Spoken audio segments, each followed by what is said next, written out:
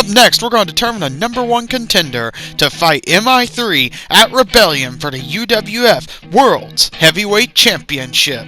The Spanish Muscle, Carlo Moretti, is taking on Leviticus Agura. This is going to be a hard-hitting match of two strong men. We're going to see what happens and who is going to go on to fight MI3 for the UWF World's Heavyweight Championship. Stay tuned.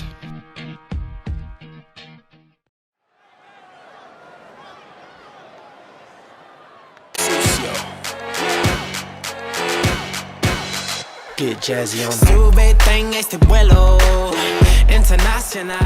And here comes Carlo Moretti, the Spanish Muscle, boyfriend of Drago Spearheart, soon to be married to Drago Spearheart, as they just announced that before Rebellion they're going to get married and become Mr.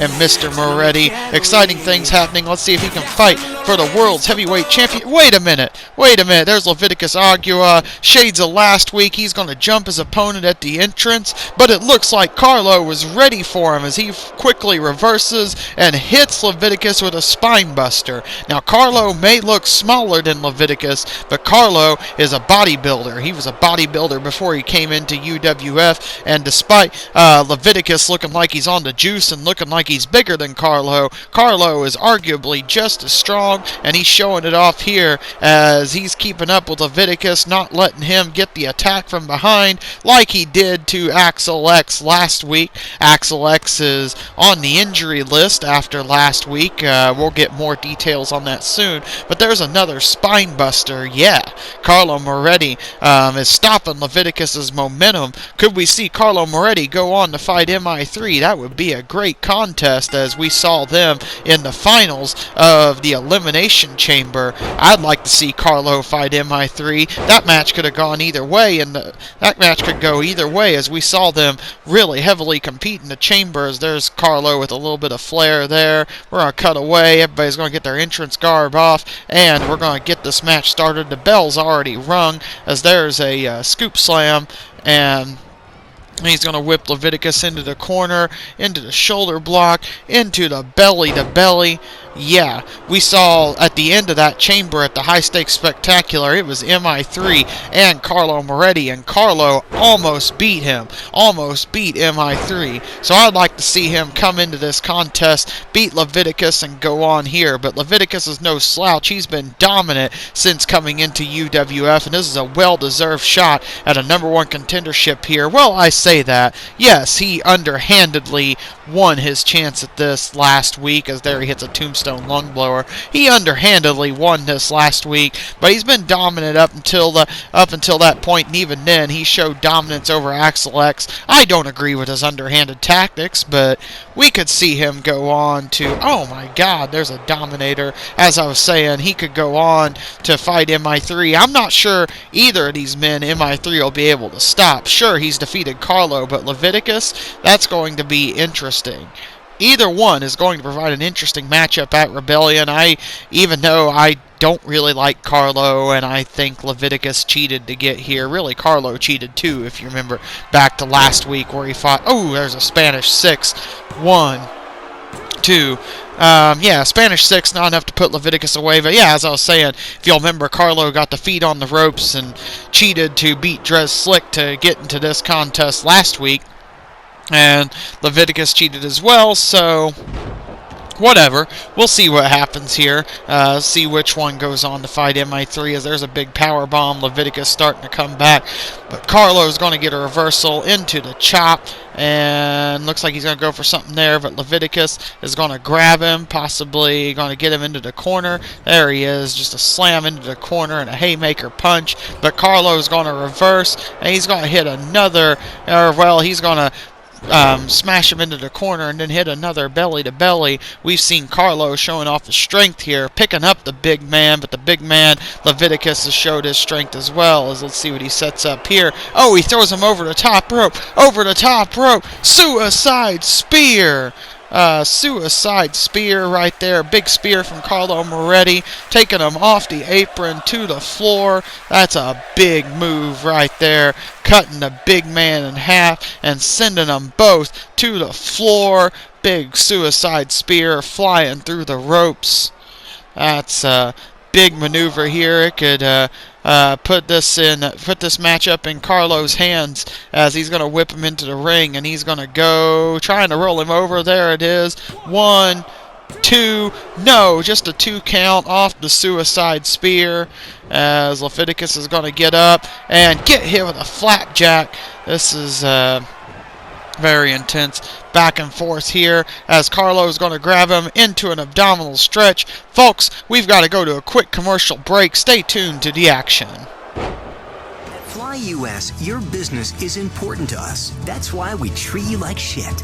We know you have a choice when choosing an airline: awful, dreadful, or terrible.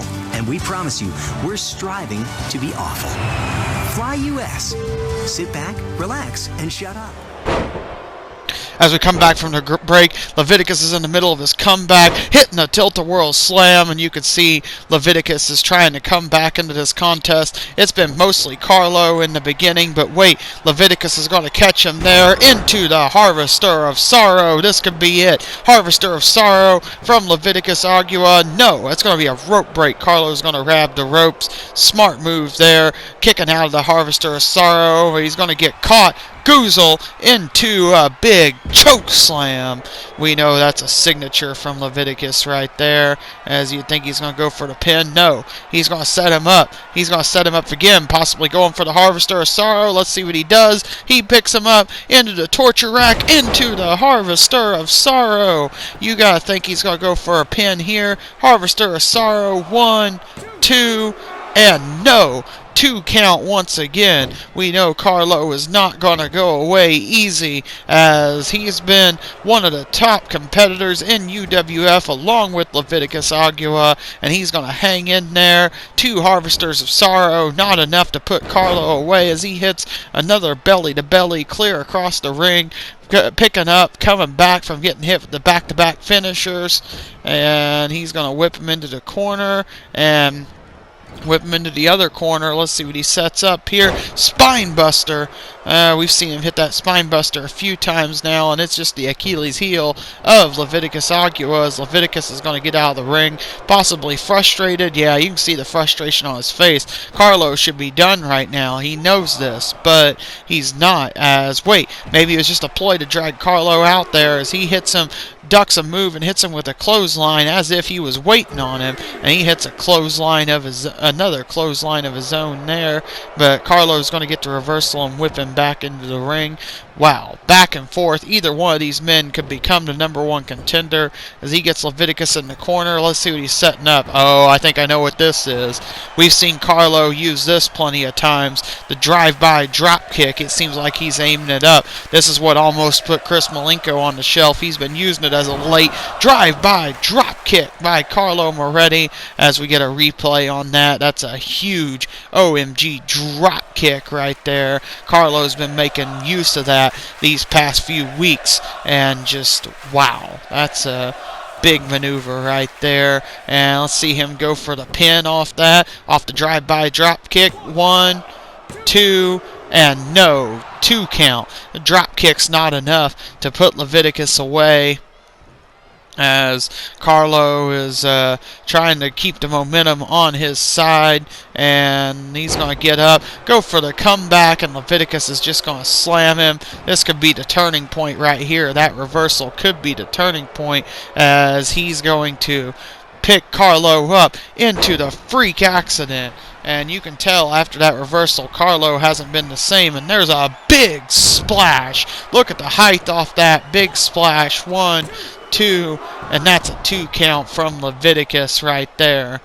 Carlo kicking out. That splash is not enough to put him away. Carlo's in dire straits here, but both men have been taken to the test as he's going to pick Carlo up. Death Valley driver. Oh my God, all that weight crashing down on the Carlo into the Death Valley driver. A lot of big moves being hit here from these guys. We knew this was going to be hard hitting as he's going to pick him up into the Agura Slam. Agura Slam right there. 1, 2, just a 2 count off the Agura Slam. That's also not enough to put him away. We've seen him use that as a finish. That's what put away the Black Dragon at the High Stakes Spectacular. Just Wow, as Carlo is going to get a reversal, getting up off that. And he's going to hit a belly-to-belly over the top rope.